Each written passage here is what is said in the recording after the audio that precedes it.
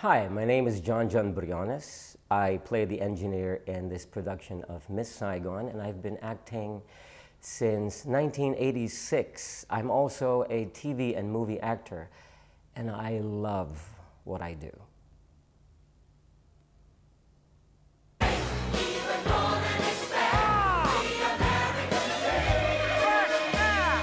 can never tell.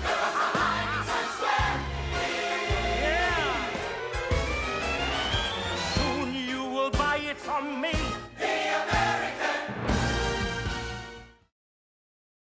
Do I think if training is important? It is. It's very important. It's like before you do something competing, you have to work out. You have to, it's like training your muscles. You can't just go into a marathon and just go run. You have to train. And performing is like that. I believe performers should be like athletes, because you have to be aware of everything. Your body needs to be aware. Your brain needs to be aware. Your voice needs to be aware, so that when you're doing what you're doing on stage, you're on top of your game, and training does that. Oh, my first memory of performing. I think I was 5 or 6, and my uncle woke me up, said he's having a party, and he picked me up and put me on top of a stool, and then someone was playing, and I was performing in front of his friends, like 20 of them, and they were all drunk, and I was like, all right, I'll sing. So I was singing, yeah, and then he would give me something after that. That was and I went, oh, this is cool. The reaction that you get. I was very young, and I was watching TV, and there was a rerun of West Side Story. I was probably 9 or 8, 9, 10.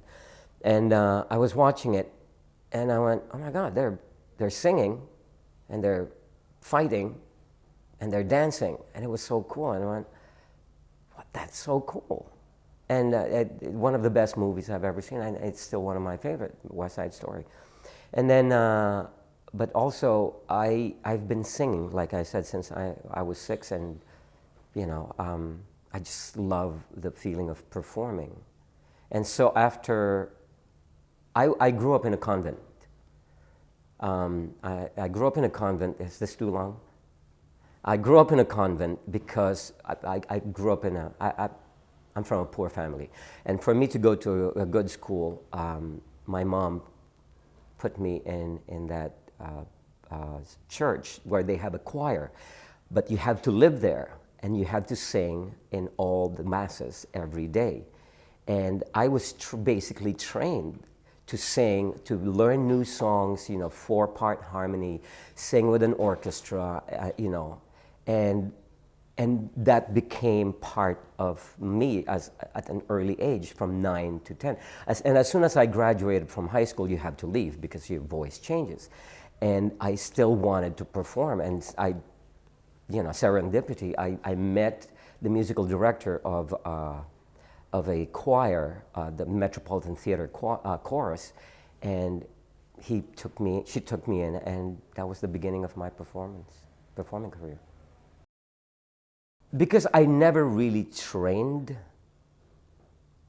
I trained while working. I never really trained.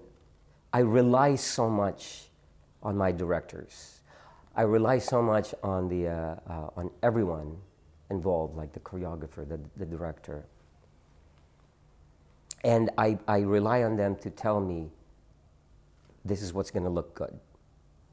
And I listen to them, and I work well with them. I listen, and we bounce, ideas, on each other.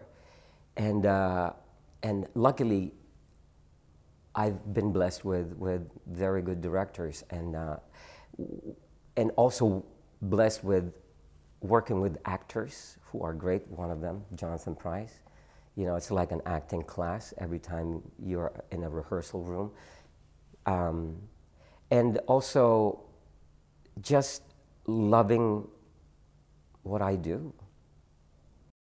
The thing is, you have to have that humility to be open, because when you have humility, not to put on humility, of course, but if you have a humility, it opens you up. It opens your mind. It tells you don't know really anything. So take advantage of this. So even now, at the age of 50, when we started rehearsals for the new production of Miss Saigon, I was the same as everyone. You know, I listen to them, I look at them, because they can give me something. And you know, training nowadays, the training now, it's really good. And you know, you're never too old to learn something.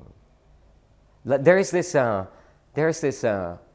passage that I always like. The cultivation of humility is found through the practice of gratitude. When properly nourished, humility can transcend oneself into a heightened sense of awareness, with an innate ability to transform fear into promise, anger into compassion, and complacency into action. And I always remember that. I remind myself of that. Well, you know, it's like training, right? Every time there's this, my daughter is going to be in college in a year and a half, and we've been looking at schools for her. Even when she was going to high school, we visited a lot of performing arts high school, and it blew me away, the amount of things that are available for them. The thing is, you know, even if you don't become a performer, the training that you get builds you up as a person, builds you up as a human being that will help you in your life. Because some people in our industry, they train and then suddenly they fall off. But they fall into a world that they still want to belong to because of the training they've had. And they become successful. To have a sustained career, I think you have to, in the beginning, realize, do you really want this? Do you love it? Will you survive without it? And then if all the answers are no, then love it. And then put your passion into it all the time. Whatever you do, put everything there, you know, open mind, and your heart. Because actors, you know, we deal with emotions, and you have to have that sensitive heart, playful mind, playful heart as well, you know.